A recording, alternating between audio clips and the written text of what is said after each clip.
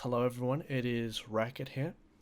Now this is a video that is going to be an evaluation of Overwatch, and it's going to be relating some of the points of what I wanted an Overwatch 2 and what we are getting in Overwatch 2, and the all of them relaying back to the fundamental problems that I feel exist in Overwatch and how they can be potentially helped.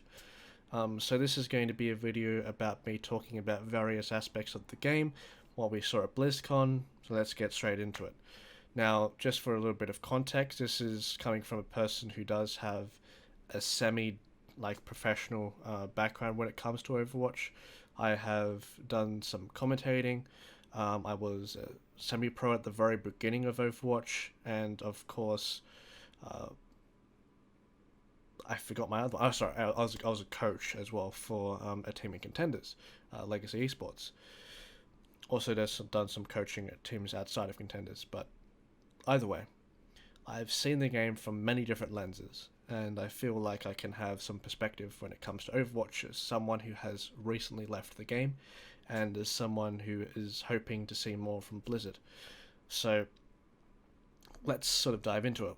What is Overwatch 2? I don't think everything has been confirmed by Blizzard when it comes to the content that is in Overwatch 2.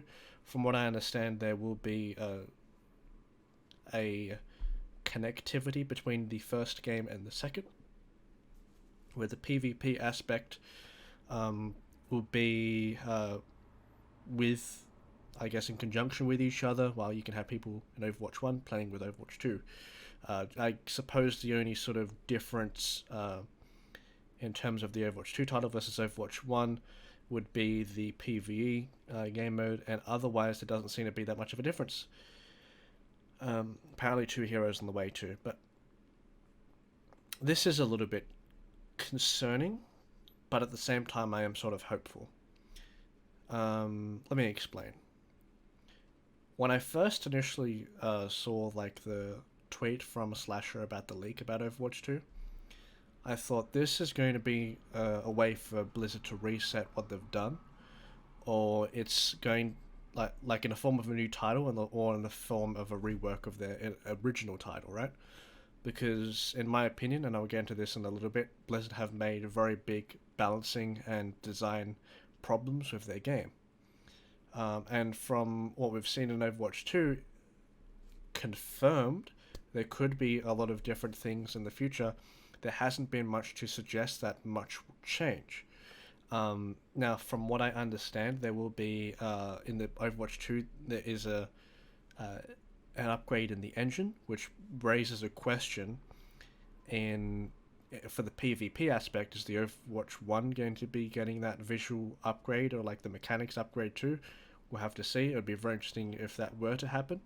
Um, but yeah, there's honestly not much to relay in terms of what Overwatch 2 is. Um, in terms of the impact that it will have, it seems to me like it's going to be a soft rework at most, but I'd like to see a lot more information before I can make a stable opinion on how it will sort of change the game. Obviously, PvP seems to be it's PvE for Overwatch 2 seems to be the main concern for them, so I don't really care about that. I will now talk about the balancing issues Blizzard have, and my opinion on how they could have addressed it or tried to fix it in Overwatch 2.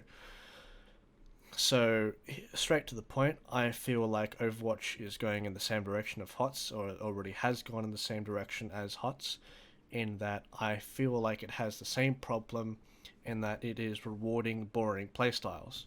Um, and you need to appeal to a casual audience. Now, the good thing is with Overwatch, actually, and I feel like it's done something very revolutionary in terms of its esport reach with the Overwatch League. They've done a very good job with all of their team's social media management, advertising, and getting special guests, and their overall production. That's been absolutely phenomenal. No doubt about that. But the problem is the game itself. Everything around the game is actually fantastic. Like the amount of casting talent they've amounted with Monte Cristo, premium package from League of Legends. You've got Golden Boy, the hottest desk host around. Chris Puckett from the Call of Duty scene was hailed there. They've got a massive array of wonderful casters. Of course, Uber, probably my favorite, the rap god himself. And in terms of the backing that they have financially through different teams, and that the way that they address themselves professionally on social media, everything outside the actual game itself, it's actually pretty cool. And the fact that they're trying to locate I forgot the word, geographically map all of these teams around the world in the future. That's what they want to do. It's pretty cool because if this does succeed, then it can revolutionize the way that esports functions. And I do appreciate that they are trying to achieve that, and it is a long-term goal for them. But in terms of the actual game itself, it suffers from the HOT syndrome, and I will now explain it. Heroes of the Storm had a problem where the game was fundamentally designed around teamwork to the point where individuals were getting neutered. And I feel like the same thing is happening for Overwatch. Now, Heroes of the Storm as a game wasn't really based on the kills that you got, because the system was worked around talents and traits which were gathered through experience in the game. So if you got a kill, you wouldn't have gold to spend and grab items in the shop. You would use it to sort of further your progress on the map and contest an objective freely without having pressure, so you can surmount a lead through objective control, right? Using teamwork and rotations and stuff like that. Now, the problem is, that sounds all like fun on paper, but as an esport, as something competitively entertaining, it made no sense. No casual player or fan wanted to see that type of gameplay, because the way that that game works at the casual level and the competitive level is through teamwork. There is a minimal amount of carry potential in Heroes of the Storm. I know it is possible for people who are just that mechanically great, and they can probably, of course, like shift the tide of a fight because of the way that they are, maybe because of their previous experience in MOBAs or whatever. But the way that it relates back to Overwatch is the way that the metas have evolved. And yeah, hero progression. Now, Goats is the prime example that a lot of people will give you. Probably the most boring team composition of all time to watch in terms of Overwatch's history. We have had a vast array of metas, actually. Double sniper with the dive composition with Genji, this Sigma, Orisa type deal, Goats, of course. We've had a bunch of different sort of metas. But the problem is, it's actually going downhill. The metas before, and people used to meme on this like, oh, Dive was existent for so long. But the thing is, Dive did have variants. Dive did have champions that would, heroes that rotated in and out of the roster depending on a set situation. Now, with Goats, it's like, you most likely 90% of the time you're going to play it. And in terms of a viewer's perspective, they don't want to see that for 90% of the time, because this is the disconnect, I believe, between the players, the coaches, the commentators, the analysts, and the casual player base. It's like, it is absolutely blinding to me, because I have been in this place and I can still acknowledge and even at the time, like, disprove my own bias in that, okay, I can see these intricacies in these fights, and I can appreciate these little things like, oh my god, like Reinhardt moved around this corner and like baited them to come in and like put the shield down and like put Brig as a way to like very intricate scenarios where little things matter, where like a timing of a Zarya bubble, for example, or a speed boost from Lucio. Very little things are the outcome of a fight, and it just revolves around a tug-of-war, basically. But this isn't a tug-of-war when there's like of a mountain of a man, of a weightlifter going up against, a toddler, a 2-year-old who can barely grasp at a straw. This isn't this tug of war that someone's going to be pulling and the other guy goes flying over the top and it looks really cool and it's entertaining. This is the type of tug of war that you have both people holding onto the rope really, really firmly, and there is no resistance from either side. It's just a constant stalemate, and it's just a grind. And after someone is fatigued or stamina starts to come in, then you start to see the wear and tear, and then you start to see the advantage. That is what Goats was, right? Um, no one wants to see that slow tug of war, that this war of attrition. And this is sort of happening with one of the recent Overwatch metas too, of like Sigma Orisa. Like, you seriously, the way that Sigma is designed is to basically decline the options of a flanker. That's how his stun rock works. Um, it is very, very difficult to deal with him because of the amount of health that he has as well, and the way that his kit is interacting with a lot of the heroes that he does counter.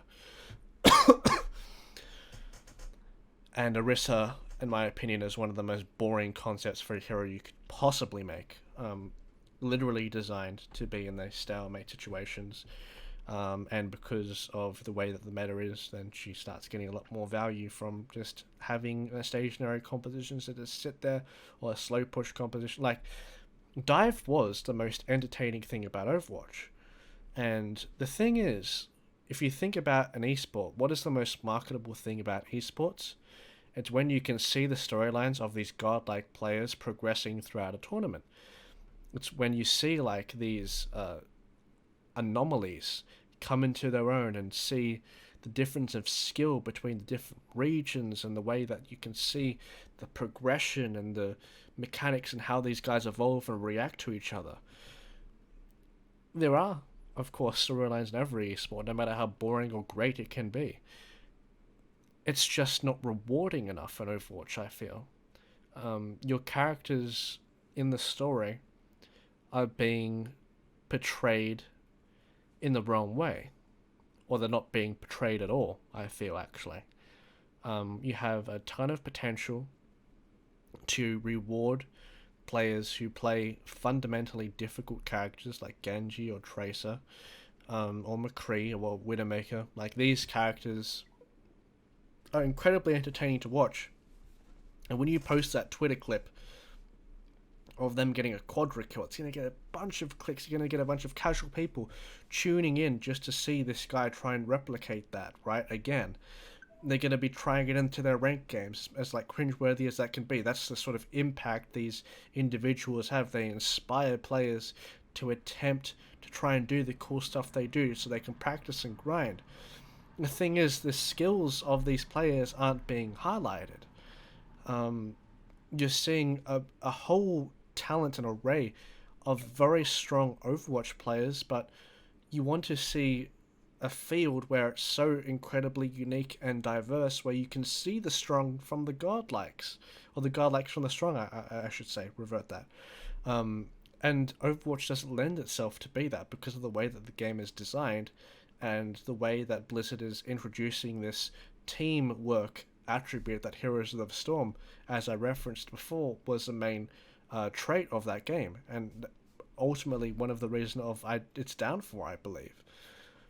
I don't think this will happen to Overwatch very soon, but I can see that happening in the future, perhaps, if Blizzard don't put on their thinking caps on and attempt to try and make characters a little bit more interactive, and have them more esports friendly for the casual fans.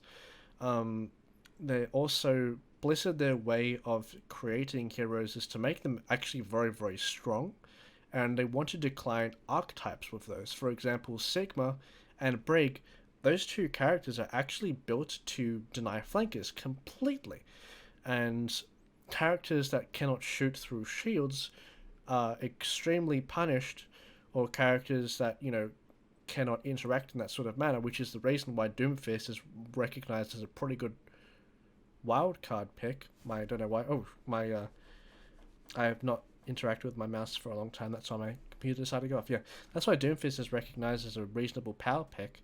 It's because his fist can go through the shields and you can knock people around and reevaluate the fight that way.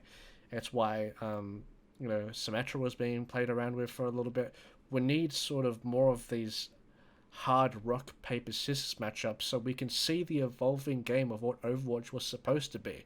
This is what it was announced to be like. The evolution, the change of several heroes during the match, where you can evolve your playstyle and adapt what the enemy is doing. But it feels like this is a game of just, uh, you know, rock and rock. It's supposed to be rock paper scissors. What is this? It's not very entertaining to watch as a spectator.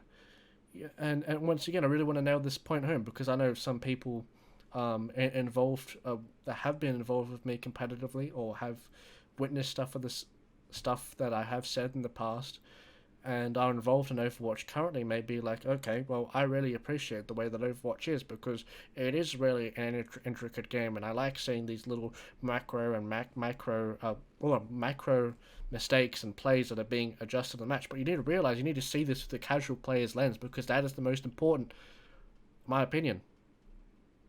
Of course, I love it when the